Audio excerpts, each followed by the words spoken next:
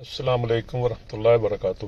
پیارے ویئر، فجر کی نماز کے متعلق چند احادیث مبارکہ پیش خدمت ہیں۔ خود بھی سنیں اور ثواب دارین حاصل کریں اور آگے دوسروں کو بھی شیئر کریں تاکہ نبی کریم صلی اللہ علیہ وآلہ وسلم کی سنت کو آگے پھیلا کر نبی کریم صلی اللہ علیہ وسلم کی دعا کے حقدار بنیں۔ اللہ تعالی ہمیں ان احادیث مبارکہ پر عمل کرنے کی بھی توفیق عطا فرمائے۔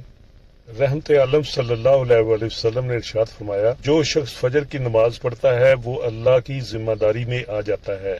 نبی کریم صلی اللہ علیہ وآلہ وسلم نے ارشاد فرمایا، جو آدمی دو ٹھنڈی نمازیں پڑھے گا جنت میں داخل ہوگا، یعنی فجر اور عصر کی نماز۔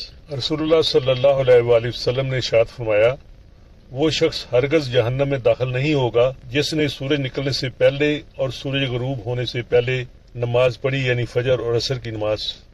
رسول اللہ صلی اللہ علیہ وآلہ وسلم نے ارشاد فرمایا، منافقین پر فجر اور عشاء کی نماز سے باری کوئی چیز نہیں۔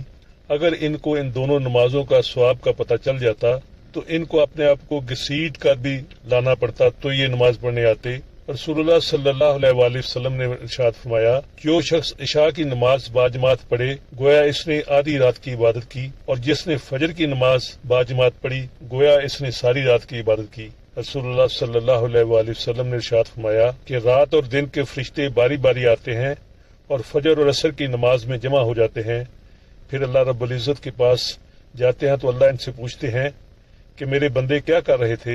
تو وہ کہتے ہیں، یا اللہ جب ہم گئے تھے تب بھی نماز پڑھ رہے تھے، اور جب ہم آئے ہیں تب بھی نماز پڑھ رہے تھے۔ رسول اللہ صلی اللہ علیہ وآلہ وسلم نے ارشاد فرمایا، جس نے فجر کی نماز جماعت سے پڑھی تو اللہ کے ذکر میں مشغول رہا، سورج طلوع ہونے تک پھر 2 رکعت نماز اشراق پڑھ لیے، اللہ اسے ایک حج اور عمرے کا ثواب عطا فرمائیں گے، پورا ثواب، پورا ثواب، پورا ثواب۔ رسول اللہ صلی اللہ علیہ وآلہ وسلم نے ارشاد فرمایا کہ تم اللہ کا دیدار کرو گے جیسا کہ تم 14ویں کے چاند کا دیدار کرتے ہو، لہٰذا اگر تمہارے اندر طاقت ہو تو سورج کے طلوع ہونے سے پہلے اور سورج کے غروب ہونے سے پہلے نماز پڑھو۔ رسول اللہ صلی اللہ علیہ وآلہ وسلم نے ارشاد فرمایا کہ جو لوگ اندھیروں میں کثرت سے مسجد جاتے ہیں ان کو قیامت والے دن پورے نور کی خوشخبری ہے۔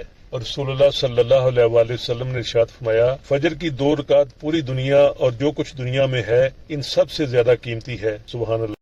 ویڈیو کو لائک اور آگے شیئر کر کے نبی کریم صلی اللہ علیہ وسلم کی دعا کے مستحق بن جایا کریں۔